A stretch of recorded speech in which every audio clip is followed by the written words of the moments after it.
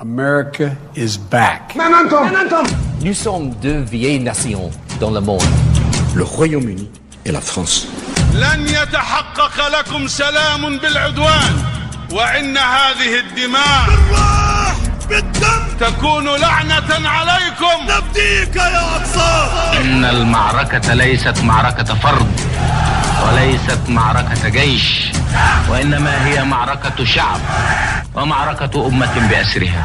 بيوتكم في انتظاركم، مساجدكم في انتظاركم، كنائسكم في انتظاركم، وهم لكم ولأولادكم. Vous écoutez l'Histoire en marche, un programme réalisé par Jalil Akhdar, coordonné par Sami Hahali, Marim Abdou pour vous accompagner au micro. Pour ce dernier numéro de la saison, l'Histoire en marche vous propose de revenir sur le développement de la situation en Palestine occupée depuis le 7 octobre, même si l'occupation est antérieure à cette date. Nous vous proposons également des entretiens qui mettent en exergue la furie sans réserve de l'entité. Et soudain, le monde s'humanise, et soudain, le dédain apparaît sur des visages graves de politiques, de journalistes, de personnalités publiques. Et soudain, l'on se rappelle le droit à l'existence, à la vie. Et soudain, leur monde bascule. Dans le discours de cet autre monde, le camp est ouvertement en parti pris, choisi. Il n'y a plus de nuances qui tiennent. Et pour que cette clair-obscure cesse, pour que cette mise à nu puisse avoir lieu, il a fallu qu'une poignée de Palestiniens, armés de résilience, nourris par l'unique force de leur foi, de leur génie, sortent au combat, une lutte légitime d'un peuple sous occupation. Un combat jusque-là délégué à des politiques en faillite. Le 6 octobre, le porte-parole de l'armée sioniste, enivré par la célébration de la guerre d'octobre 73, vantait les exploits de ses troupes. Le lendemain, la fin de la récréation est sifflée.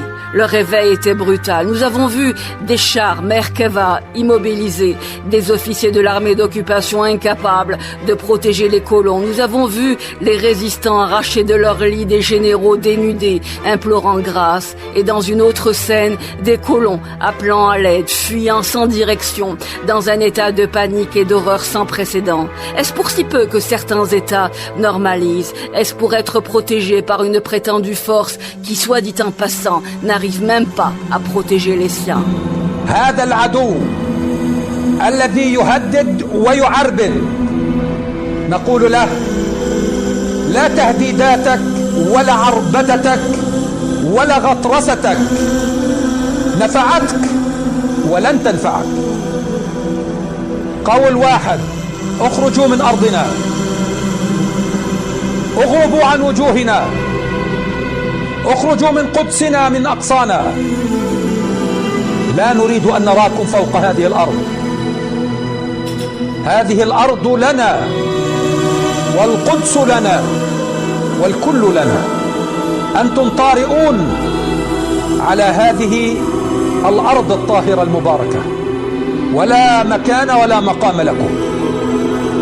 ونقول لكل الدول بما فيه الأشقاء العرب، بدهم يعرفوا أن هذا الكيان الذي لا يستطيع أن يحمي نفسه أمام هؤلاء المقاتلين ما بيقدر يوفر لكم أمن ولا حماية. وكل التطبيع والاعتراف بهذا الكيان وبكل الاتفاقيات اللي تم توقيعها معاه لا يمكن أن تحسم هذا الصراع. الصراع يتم حسمه في أرض الميدان. La résistance renverse la vapeur. Leurs médias matraqueront autant de fois que possible pour nous transformer en daltoniens. Ils tenteront de nous convaincre que ce noir que nous voyons est blanc. Ne l'ont-ils pas fait quand Itmar Ben Rafir a apporté son soutien à ces colons qui ont froidement assassiné un Palestinien près de Ramallah? Cet actuel chef de la sécurité des forces d'occupation n'a-t-il pas indiqué que ces extrémistes juifs s'étaient défendus contre des jets de pierre, précisant que sa politique est claire? Quiconque se défend, a-t-il dit, contre les lanceurs de pierre devrait recevoir une médaille. Cette fois-ci, la résistance palestinienne a pris le soin d'engager la guerre médiatique, les images diffusées paralysent l'adversaire, son armée et son peuple.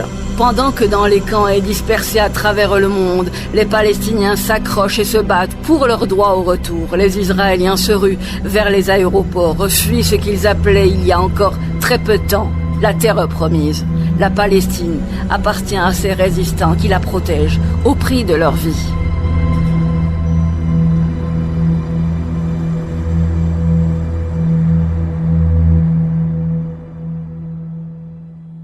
Il est souvent dit que les forces d'occupation sont une armée terroriste. Ces propos prononcés par des soutiens à la cause palestinienne peuvent ne pas avoir d'écho et s'apparenter à une appréciation subjective. Mais il arrive que des Israéliens le disent. Miko Peled, auteur de l'ouvrage Le fils d'un général, Journée d'un Israélien en Palestine, parle d'une armée de terroristes. Miko Peled, à qui nous avons tendu notre micro.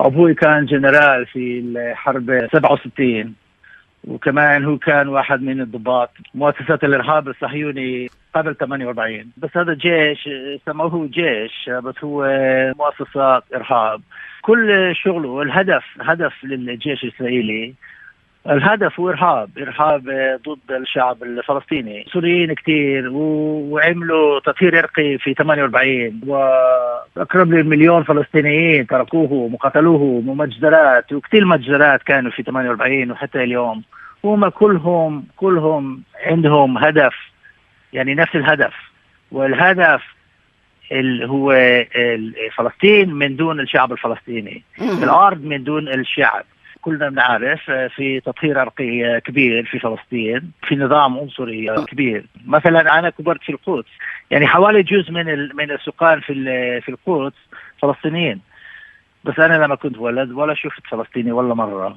ما حكيت مع الفلسطينيين كمان في جنوسايد هدف تبع الحركة الصهيونية جنوسايد الشعب الفلسطيني بيقتلوا أولاد وبيقتلوا نسوان وبيقتلوا كل الشعب يعني ما في يعني فرق كبير بين الحكومة نتنياهو للحكومات يعني بالأول دولة إسرائيل كلهم كانوا سوريين كتير وعملوا تطهير عرقي في 48 أنا لما شفت وحكيت مع الشعب الفلسطيني والإخوان والأخوات الفلسطينيين اليوم أنا ضد الحركة الصهيونية ضد الأبارتهايد إسرائيل أنا كنت في جيش 3 سنوات بس شفت الجيش يعني في هذا الوقت وشو بيساووا وشو بيعملوا من جوا يعني شفته من جوا دولة إرهاب ودولة أبارتهايد وجيش إرهاب.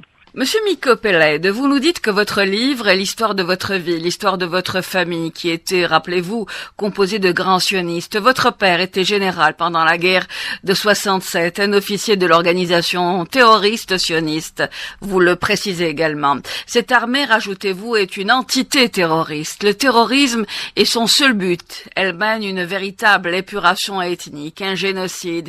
Il tue des femmes, des enfants. Rien ne distingue, rajoutez-vous, rien ne distingue le gouvernement de Netanyahou actuel des précédents gouvernements. Vous êtes contre ce système d'apartheid raciste, dites-vous, monsieur Miko Peled. Vous vous êtes rapproché des Palestiniens, l'objectif étant la libération totale de la Palestine. Vous connaissez l'armée d'occupation de l'intérieur. C'est une armée terroriste. Miko Peled est l'auteur de l'ouvrage Le fils d'un général, une journée d'un Israélien en Palestine. J'ai vu de mes propres yeux les 20 ou 25 hommes qu'on emmenait dans la carrière. Ils les ont alignés debout le long de la paroi et ils les ont fusillés, comme ça. Ils sont morts sous les balles. Et pendant qu'ils faisaient ça, des gens ont commencé à arriver dans le village. Des juifs qui venaient du quartier de Givat Shaul.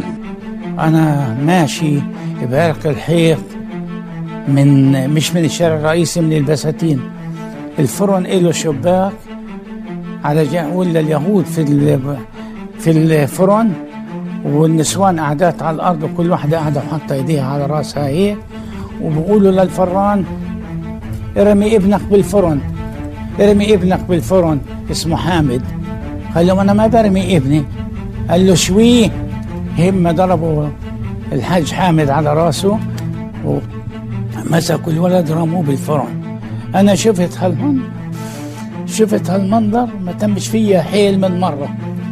يعني بعدين مسكوا الأب حطوه وراه قالوا له الحق ابنك. أنا جيت عديت قلت هلا بيمسكوني قمت أركض. Avant de rallier la mouvance kahaniste, l'actuel ministre de la Sécurité de Benjamin Netanyahu a été l'assistant parlementaire de Michael Ben-Ari, actuellement député à la Knesset. Le parti de ce dernier, Ousma Yehudit, pouvant se traduire par pouvoir juif, fondé en 2012, est le successeur idéologique d'une formation suprémaciste juive et raciste, réclamant l'exclusion des citoyens arabes du pays. Le but, valoriser le caractère juif de l'État et les droits du peuple juif sur cette terre.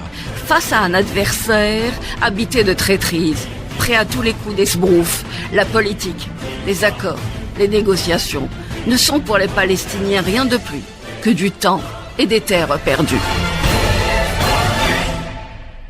Lundi 23 octobre, le prisonnier politique palestinien Omar Hamza Darahmeh, 58 ans, a été assassiné dans les prisons de l'occupation israélienne, quelques heures à peine après la sortie d'une vidéo le montrant en bonne santé, sans le moindre symptôme de maladie ou de malaise. Darahmeh était un dirigeant du Hamas, le mouvement palestinien de résistance. Il avait été arrêté avec son fils Hamza le 9 octobre. Tous deux faisaient partie de plus de 1000 Palestiniens arrêtés par les forces d'occupation. Avec nous en ligne à partir de Ramallah, Monsieur Abdallah Zaghari, merci d'accepter notre invitation. Vous êtes président du club des prisonniers palestiniens. سيد عبد الله الزغاري، شكرا لحضوركم معنا سيدي.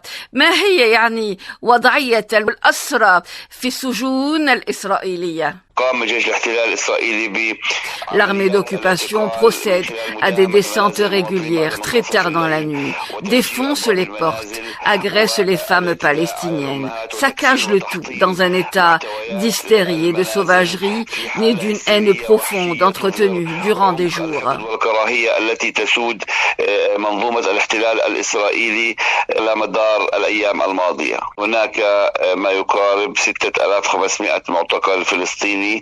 يعيشون حياة معزولة عزلا تاما عن كل 6500 Palestiniens sont complètement isolés du monde extérieur et de leurs familles. Depuis le premier jour de cette agression, la direction des prisons a eu recours à des mesures punitives, privation d'eau, coupure d'électricité. Leurs objets personnels leur ont été confisqués, photos, livres, même le Coran leur a été confisqué.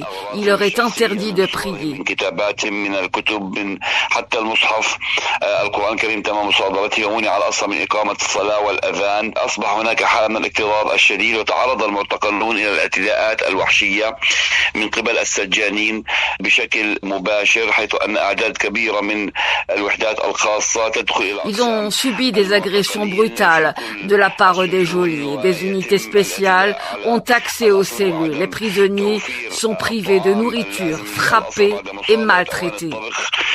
أصبح هناك وكأن عملية تجويع وتعطيش وانتقام غير مسبوقة تمارسها منظومة الاحتلال الإسرائيلي بحق المعتقلين. هناك قلق كبير، هناك اعتداءات وحشية، هناك معتقلون تم الاعتداء عليهم على وجوههم بأعقاب البنادق وبالبساطير وبالهراوات، وأصبحت أشكالهم مختلفة بسبب هذا العدوان المتواصل. لذلك هناك قلق كبير على حياة المعتقلين من قبل الأهالي الذين طالبوا منظمة الصليب الأحمر. Il y a une inquiétude grandissante de la part des familles qui demandent à la Croix-Rouge de procéder à des visites pour avoir des nouvelles. Les familles et les avocats sont interdits de visite.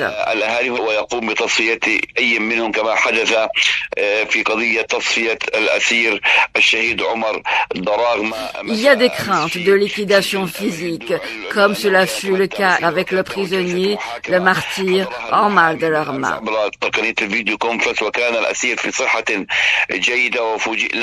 Juste avant, il comparaissait, il était en bonne santé. Son avocat, en visioconférence, l'a attesté. Nous avions été surpris par l'annonce de son décès. Les décès à l'intérieur des prisons sont des liquidations physique volontaire. سيد عبد الله زغاري رئيس نادي الأسير الفلسطيني، شكرا جزيلا لحضورك معنا سيدي. شكرا لك، شكرا. اوعوا تفكروا ان احنا بنقاتل عشان ارض بدنا نحررها بس، لا، احنا بنقاتل عشان نحرر رقاب الامة الاسلامية والامة العربية. اوعوا تفكروا بانه ممكن ان نضعف للحظة، والله ورب السماء العظيم هو الذي رفع السماء بلا عمد، لو يقصفوا كل ما نملك، لو يذبحونا، لو علقونا على المشانق، والله لنبني من اجسادنا منصات وندع المقاومة تقوم باطلاق الصواريخ عليها. وهل كنتم مش عارفين مع مين وقعتوا؟ وهل احنا قاعدين احنا اللي قهرنا انه احنا مش مع المقاومه فعليا وماسكين بواريد وقاعدين بنخش عليك، اللي خانقنا انه احنا مش احنا اللي خبطنا وجوهكم جوا في الغلاف، اللي متعبنا انه احنا مش عارفين نخش لكم بس، والله لا.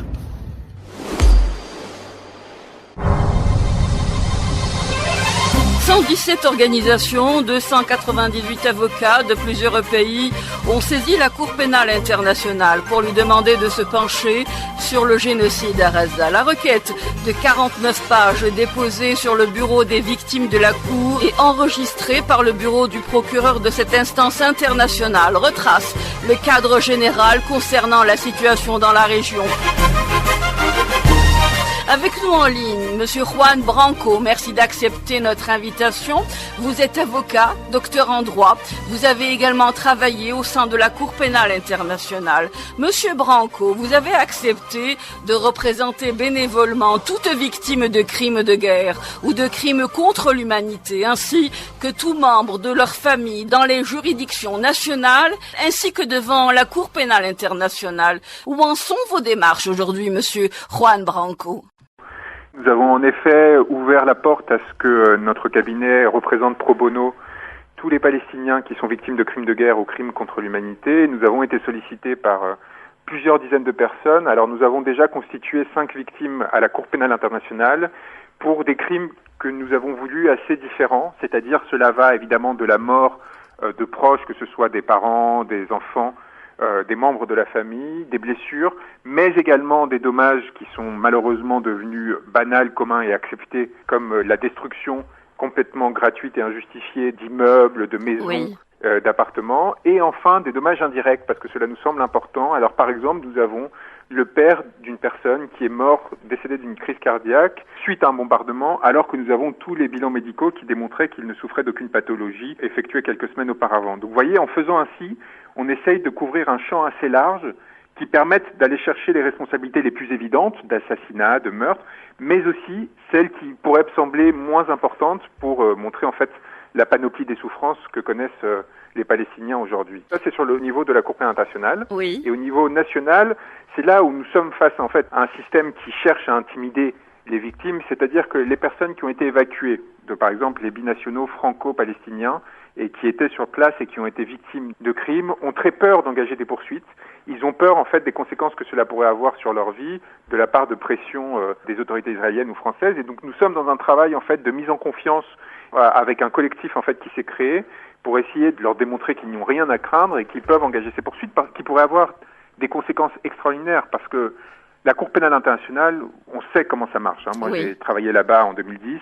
On a déjà reçu une délégation palestinienne à l'époque qui avait tout fait pour essayer de saisir la Cour, et la Cour avait au contraire tout fait pour éviter d'intervenir. Ils n'ont ouvert une enquête que 11 ans plus tard, en 2021, sans avoir lancé le moindre mandat d'arrêt à ce stade, alors que ce serait d'une facilité déconcertante de poursuivre, par exemple, le ministre Ben Gvir, ne serait-ce que pour ses déclarations, c'est-à-dire sans avoir à faire d'enquête ou quoi que ce soit. Donc il ne faut pas espérer la Cour, il faut faire pression sur la Cour, lui exiger de se montrer à la hauteur de sa tâche, tenter de la saisir par tous les moyens possibles et imaginables, ainsi que la Cour internationale de justice, et à côté, lancer des procédures à l'échelle nationale avec des juridictions indépendantes et plus rapides, que ce soit en France, en Espagne ou ailleurs. Vous vous êtes montré sceptique sur l'aboutissement des plaintes au niveau de la Cour pénale internationale. Vous avez à l'instant également évoqué des mesures ou des démarches. Au niveau de quelles instances ces démarches pourraient être déposées ou conduites, l'on va dire?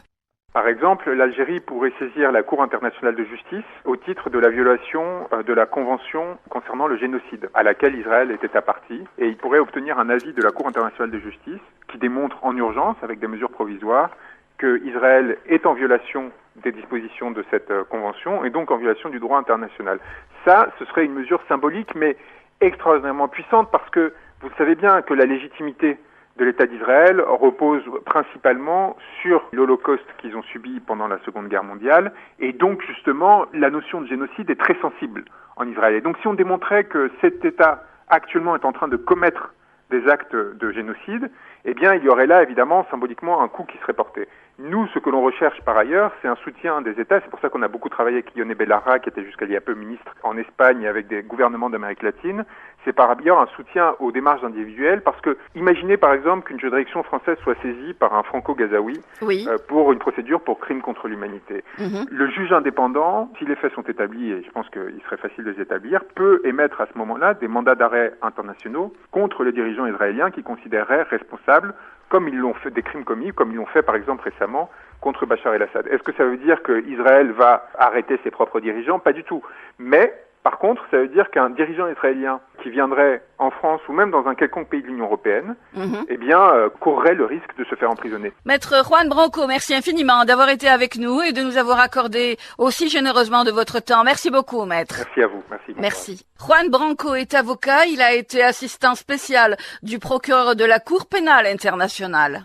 يجي يشوف حالتنا يشوف أولادنا كيف مرتمين في الصفوف قاعدين على البلاط لا في فراش ولا أكل ولا مي ولا كهرباء. هذه حياة هذا حصار هذا أكبر حصار هذا أعظم حصار لإسرائيل. بقول يعني يشوفنا كيف عايشين هنا مرميين لا بنروح بنلعب ولا بنضحك ولا بنتعلم ولا بنحضر برامج أطفال. بفتح التلفزيون بلاقي كله تشييع جنازات وطخ وموت وحرب دبابات واجتياح. بلاقيش برامج أطفال أتسلى أتعلم منهم بلاقيش رسوم متحركة ألعب أتفرج علينا أتسلى كل تشييع جنازات ولا حاملين شيء بطخه. إحنا هنا لا في أكل ولا مي ولا شرب ولا إشي هنا. إحنا هنا مرميين إحنا علينا حصار ولا بناكل ولا بنشرب ولا إشي بيسوونا ولا بيفتحوا المعابر حتى يعبرنا أكل أو أشياء.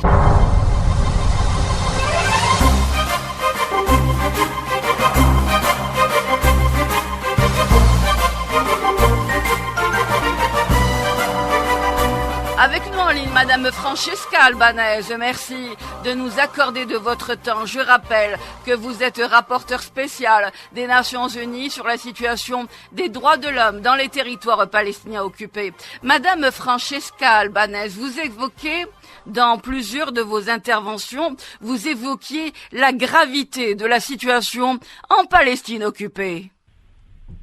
Alors la situation dans le territoire occupé est très grave. Et la chose choquante, c'est que si vous m'aviez posé la question il y a 10 ans ou il y a 15 ans, quand je vivais en Palestine en travaillant pour les Nations Unies, j'aurais dit la même chose. La situation est très grave et ça va de pire en pire. Pourquoi? Pour 2 choses. Tout d'abord, les intentions d'Israël en tant que puissance coloniale, et laissez-moi dire que quand je dis coloniale, c'est pas de l'idéologie, j'utilise ce mot avec une connotation juridique très précise. Mais disons, les ambitions coloniales d'Israël sur ce qui reste de la Palestine historique sont tout à fait vivantes. Israël essaie de les pousser au maximum. Qu'est-ce que ça veut dire? Prendre le plus de territoire possible avec le moins de Palestiniens. Ça nécessite beaucoup de violence et bien sûr, ça pousse aussi de la résistance de la part des Palestiniens, absolument sans protection. Ça voudrait dire qu'il y a une volonté de vider les territoires palestiniens de leur population. C'est de cela qu'il s'agit. Mais tout à fait. En ce sens, pensez-vous que l'on réagit suffisamment au rapport que vous établissez, Madame Francesca Albanese? Ça, c'est la deuxième partie de combien je trouve grave la situation courante, parce que le manque de ce qu'on appelle accountability, le fait qu'il y a de l'impunité israélienne, jamais il y a des conséquences, ni pour les colons qui maltraitent, qui abusent, qui attaquent les Palestiniens sous occupation et leur propriété, ni pour les soldats qui commettent des exécutions extrajudiciaires en tuant les Palestiniens. Et là, en montant à l'autre échelle, il y a clairement des politiciens qui ont des propos très très dangereux et à la limite de la légalité, sinon on est là. Et tout ça reste sans conséquence. Il y a une manque d'action politique aberrante quand il s'agit de la Palestine. Et maintenant, vous voyez clairement les doubles standards quand il s'agit de l'Ukraine et la dénonciation de la violation des droits à l'autodétermination, de l'occupation illégale de la Russie, c'est tout vrai. Mais c'est la même chose pour les Palestiniens. Voilà, ça c'est le contexte général. Il faut aussi dénoncer le manque de voix et d'efficacité des actions menées par les Nations Unies dans ce contexte. La situation devient de plus en plus grave et les intentions qui produisent cette situation vont de plus en plus à être manifestes. Vous savez, on est passé de aucune colonie en 1967 à 270 colonies cette année. De 0 colons à 750 000 colons cette année. Comment on est arrivé là? Ça s'est passé quand il n'y avait pas l'extrême droite au gouvernement. Ça s'est passé avec les gouvernements libéraux.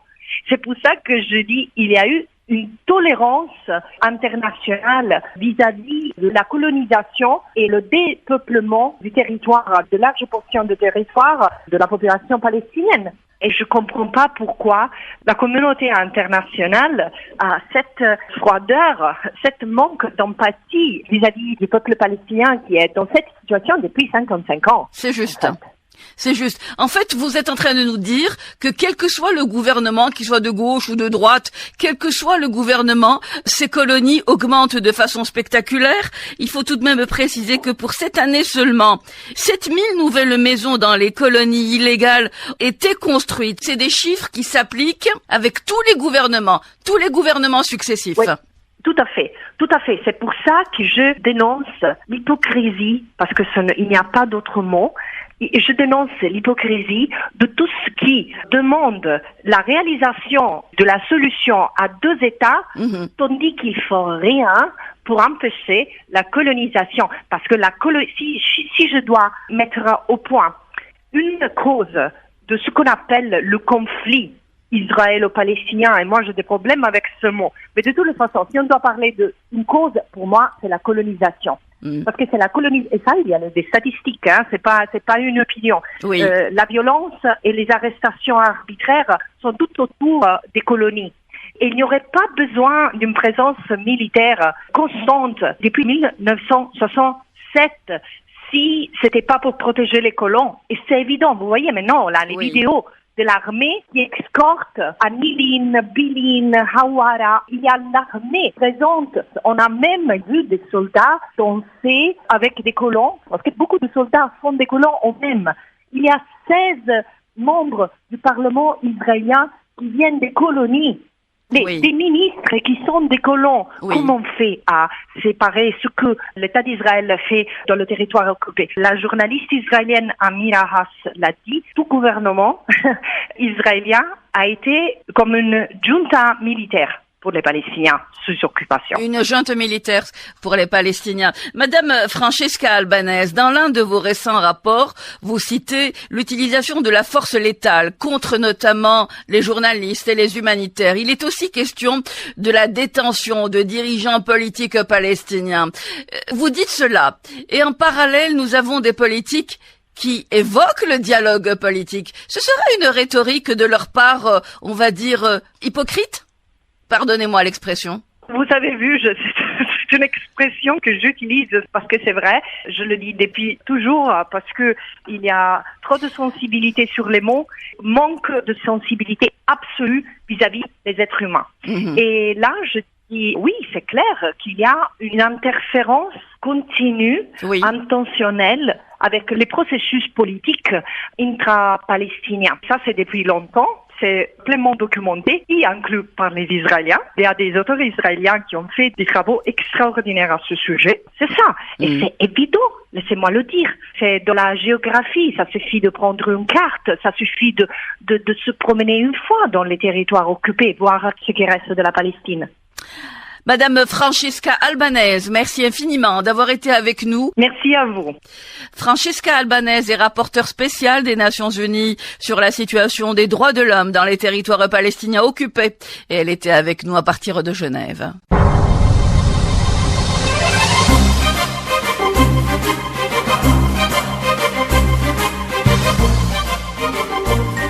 Depuis le 7 octobre, des colons armés sortent de chez eux chaque matin pour, disent-ils, aller à la chasse. Les viseurs sont à la mesure de ceux qui portent l'arme, un viseur réduit et petit. كيف حالك يا عمو؟ الحمد لله. ايش يا عمو؟ ايش وين تصوبتوا؟ احنا بدارنا كنا قاعدين لما رموا برميلين على دار جيراننا شنو حماس 9 دور نزلوا 9 دور. احنا برضو دارنا نزلت معهم، دارنا والله نزلت معهم. ايه ده اخواتي 2 استشهدوا وعمام 2 والله، وخال بابا استشهد، احنا كتير من دارنا استشهدوا كتير، ودار جيراننا نصهم استشهدوا، كل حارتنا استشهدت. ما ضلش حد في الحياة. حسبي الله ونعم الوكيل فيهم والعرب، حسبي الله ونعم الوكيل. شوفوا كيف حالنا احنا، شوفوا مرميين وين، شوفوا مش قادرين نتحرك، والله ما قادرين نتحرك. حسبي الله ونعم الوكيل. ماما وجهها انحرق، ستي مش قادرة تعمل رقبتها كده وكده وظاهرها كمان. اختي متصوبة هنا، خشية شضي هنا. La guerre menée contre la population entière, à Gaza et en Cisjordanie, cette guerre n'est rien de plus qu'un réactif. Elle a permis de mettre en lumière ce qu'il y a de plus vil chez l'être humain. Avec nous en ligne à partir de Beyrouth, Monsieur Nasser Qandil, ancien député au Parlement libanais. Monsieur Qandil, merci d'accepter notre invitation. Comment jugez-vous la situation, Monsieur Qandil, à Gaza, et comment appréciez-vous ce qui a été obtenu par la résistance palestinienne? En vérité, l'armée israélienne ment quand ses chefs demandent à la population de se rendre dans des zones qu'ils qualifient de sécurisées. Sa mission consiste à tuer le plus grand nombre de Palestiniens, et particulièrement de femmes et d'enfants. Il ne s'agit pas de dommages collatéraux, mais du noyau même de l'opération militaire menée. L'Israélien, à travers l'opération menée à Gaza, souhaite dompter la région arabe dans sa totalité et dire voilà ce qui vous attend, tous. Ceux qui souhaitent affronter Israël verront ses enfants tués sous ses yeux, sans pouvoir riposter. Là est le message. Voici vos enfants, les enfants de Gaza, les femmes de Gaza, que l'on tue. Nous détruisons leurs maisons, nous les affamons, nous les privons de médicaments, de toutes les conditions de vie. Il s'agit de personnes qui sont une partie de vous et qui vous serviront d'exemple. C'est de cette mission dissuasive qu'il s'agit. L'armée israélienne, mise en échec par la résistance, se tourne vers la population pour commettre un massacre sans fin. Ce massacre a pour objectif de servir d'exemple. Il s'agit de dire « Montrez-nous ce que vous pouvez faire ». Il ne faut pas s'attendre à ce que les États-Unis jouent un rôle dissuasif. Nous entendons des responsables américains dire qu'ils n'ont pas de preuves qui indiquent qu'Israël tue des civils et que ce que nous voyons ne sont que des dommages collatéraux, que c'est une armée de professionnels, etc. Nous avons entendu les propos de John Kirby, de Joe Biden, d'Anthony Blinken. Ils couvrent un massacre ouvert. Saïd Nasser Qandil, Monsieur Nasser Qandil, Antonio Guterres a voulu utiliser l'article 99 pour attirer l'attention sur ce qui se passe à Gaza. Toutefois, le représentant de l'entité d'occupation au sein de l'ONU a demandé à ce qu'Antonio Guterres démissionne. N'est-ce pas le monde entier qui est aujourd'hui tenu dans un coin d'une pièce piégée par cette entité d'occupation? في الحقيقة مهم جدا الذي يجري على الساحة الدولية، مهم ما يجري في الشارع العالمي. Ce qui se passe sur la scène internationale et dans les rues des différentes capitales, les positions des gouvernements qui ont rompu leurs relations avec l'entité d'occupation, telles que la Colombie, le Chili et la Bolivie. Ceci est important. Des gouvernements qui haussent le ton, tels que le gouvernement belge et espagnol. Cette rupture que connaît le monde est importante. Une enquête du Newsweek révèle que Starbucks a perdu 1,3 milliard de dollars durant cette guerre du fait du boycott. Tout ceci est important. Cela signifie que la démarche de Guterres est importante. Cela signifie également qu'Israël perd la guerre médiatique. Cette entité a toujours pensé que l'opinion publique occidentale est un mur sur lequel elle peut se reposer. Mais face à une position américaine allant au-delà de tout pour amener la protection à cette entité, qui pose son droit de veto au Conseil de sécurité, qui a pignon sur les moyens de communication et les institutions onusiennes eux-mêmes, il n'y aura pas de mesures pour obliger Israël à stopper l'agression. منح وسائل الصمود للشعب الفلسطيني لمقاومته البطلة التي تشعر بأنها ليست وحدها سواء عبر هذه التحركات. Les facteurs cités permettent aux Palestiniens de résister, une résistance qui se sent soutenue de par les opérations menées au Yémen, au Liban ou encore en Irak en faveur de ce qui se passe en Palestine. Nous sommes arrivés à un moment que nous connaissons. Cela s'est produit en juillet 2006. Les États-Unis demandaient à Israël de résister dans le but de réaliser plus d'objectifs. Quand Israël a hurlé qu'il n'était plus possible de continuer, les États-Unis sont intervenus pour imposer un cessez-le-feu et revenir sur des conditions telles que l'anéantissement du Hezbollah et le déploiement de forces multinationales. Tout cela a été abandonné quand Israël a dit qu'il lui était impossible de supporter davantage. Aujourd'hui, l'hémorragie que connaît cette armée d'occupation à Gaza et au Liban va obliger le cessez-le-feu. C'est cette dislocation qui va conduire au cessez-le-feu et rien d'autre. في البنية المجتمعية وفي البنية العسكرية هو الذي سوف يصنع وقف إطلاق النار وليس أي شيء آخر. Monsieur Nasser Qandil, Saïd Nasser Qandil, shukran jazilan Sayyidi لحضوركم معنا. Merci infiniment, monsieur. Merci, merci. Nasser Qandil a été député au Parlement libanais. Il était avec nous à partir de Beyrouth. Et c'est dans cette instabilité que tous les troubles sont permis.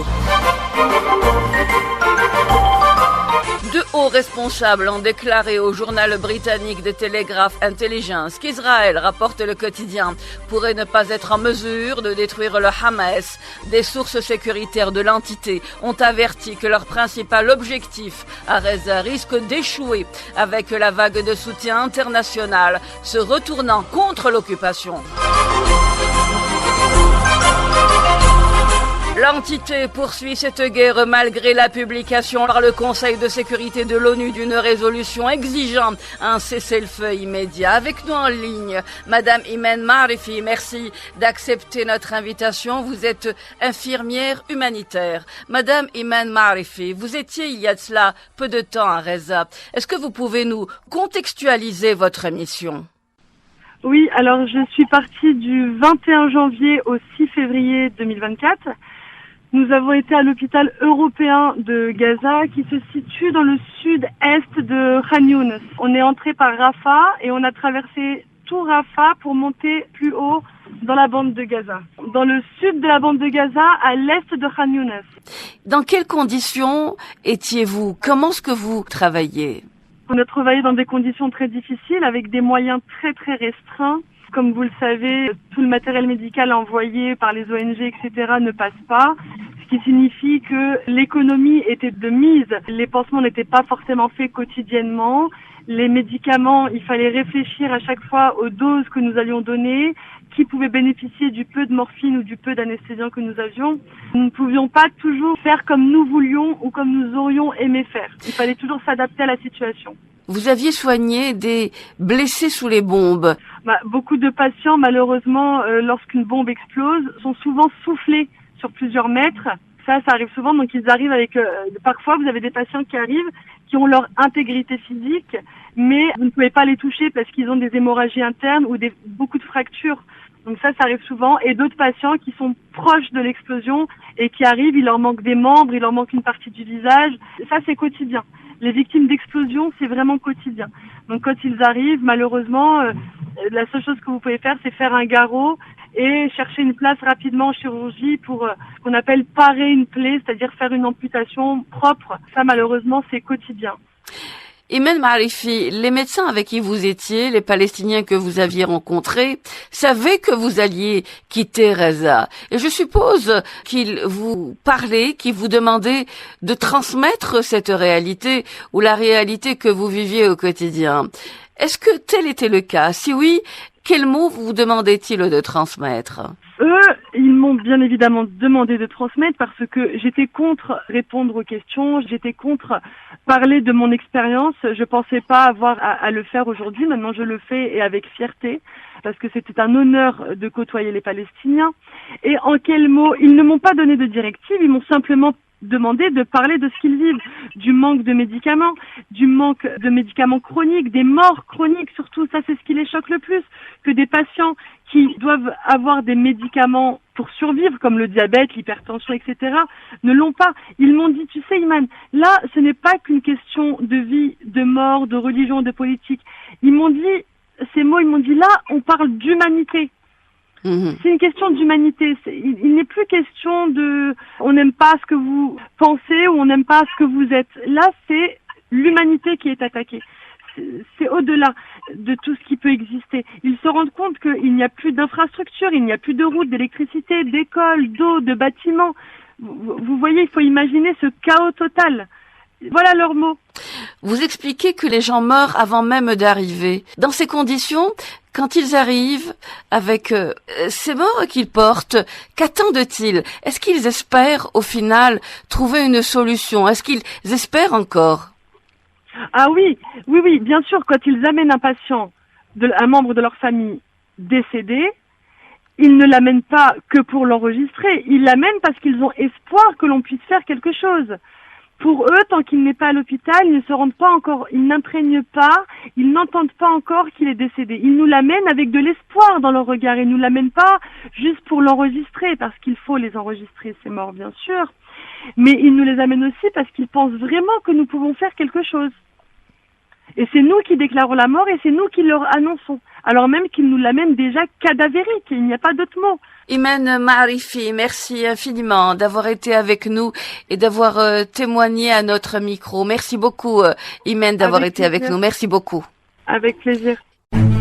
Le 11 novembre 2023, une salve de dirigeants se donnait rendez-vous à Riyad pour un sommet extraordinaire conjoint de la Ligue arabe et de l'Organisation de la coopération islamique.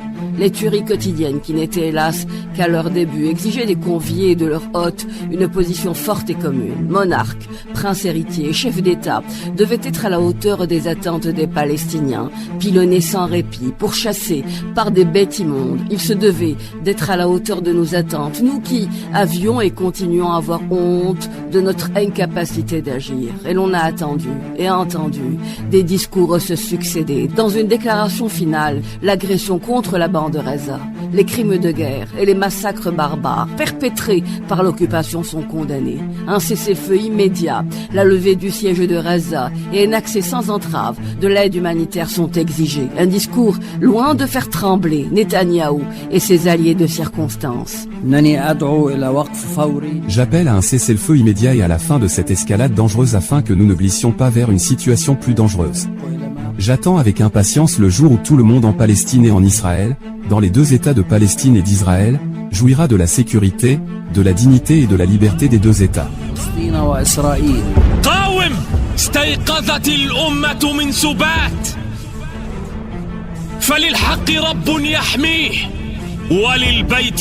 Certains ont détourné le regard après avoir refusé de s'entendre sur d'éventuelles sanctions. Ils refusaient d'utiliser le pétrole ou tout lien économique pour faire pression. Depuis, les postes frontières sont hermétiquement fermés. Rien ne rentre à Reza.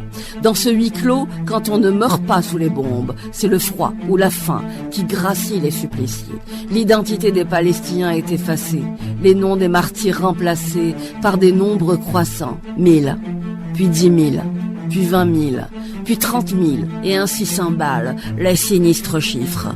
بدنا ناكل جوعنا بالعربي فيش خجل أكلنا حميض رحنا ناكل من الشجر تعبنا فيش إلا مي بجيب خبز بناكلش جوعنا مر قاوم خبز مر قاوم يا ابن أمي. L'enclave palestinienne est une nette représentation de ce qu'est l'Apocalypse. Des enfants de tout âge errant pieds nus sur des monticules de gravats, ne sachant pas où aller, se nourrissant d'herbes folles. Raza nous renvoie des images de fin du monde, des morts à n'en plus finir, embarqués sur des semi-remorques, des linceuls ensanglantés, des sacs mortuaires ensevelis dans des fosses communes, des gens marchant sans destination, des lâchers d'aide qui tombent du ciel et pulvérisent ce qui reste des corps de ces affamés.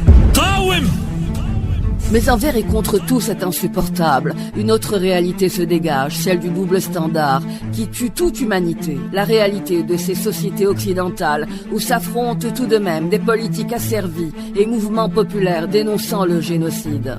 De cette tragédie qui nous hantera jusqu'à la fin des temps se dégage la bravoure des pays essoufflés par des guerres sans fin, mais qui n'hésitent pas à s'engager dans d'autres guerres pour une Palestine libre. Elle nous renvoie à la fragilité des lois que les plus forts peuvent bafouer et piétiner avec violence et mépris, et au gré des lubies opposer leur veto, objecter un cessez-le-feu, soutenir l'agresseur, continuer à lui fournir des armes, tout en lui demandant, par-dessus l'épaule, de faire plus attention aux civils. Nous devons soutenir Israël parce que c'est une nation indépendante. Mais nous avons dit clairement aux Israéliens que la sécurité des Palestiniens innocents est une préoccupation importante.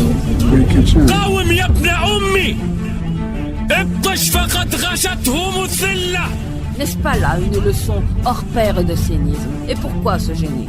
De toute façon, tuer encore et encore n'affectera en rien le processus de normalisation. Mais comme dans toute tragédie, il y a une fin. L'on sait déjà qu'en dépit de toutes les souffrances infligées, en dépit de l'injustice, en dépit de la lâcheté sans équivalent, de ceux qui couvrent leur honte hypocritement, les Palestiniens sont là pour leur rappeler que leur liberté, ils l'obtiendront par la force de leurs bras et la profondeur de leur foi. صحيح انقطع الاتصال عن غزة، انقطع الاتصال عن الإسعاف والدفاع المدني، انقطع الاتصال عن العالم، ولكن ما انقطع الاتصال عن رب العالمين. جوع وعطش وتعب كتير. اللهم يا منزل الكتاب سريع الحساب هازم الأحزاب، اللهم زلزل الأرض من تحت أقدام اليهود يا الله، انصرنا عليهم. اللهم ضاقت بنا الدنيا ففرجها يا رب العالمين. تعبنا كتير، وجعنا كتير، ولكن أملنا بالله عز وجل كبير. الله عز وجل مش حيضيعنا، والله لن يضيعنا الله. قاوم ابطش ففي بطشك بهم الحياة. غزة شرف لا يعرف السكات، من النيل إلى الفرات قدسنا عربية، وعد ربك آت لا محالة، وعد ربك آت، وعد ربك آت، وعد ربك آت.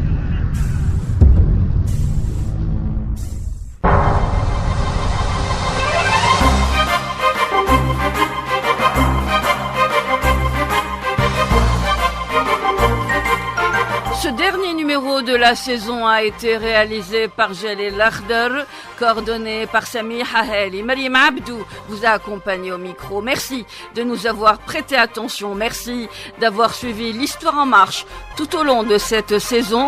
Merci de nous avoir été fidèles. Rendez-vous très bientôt, Inch'Allah.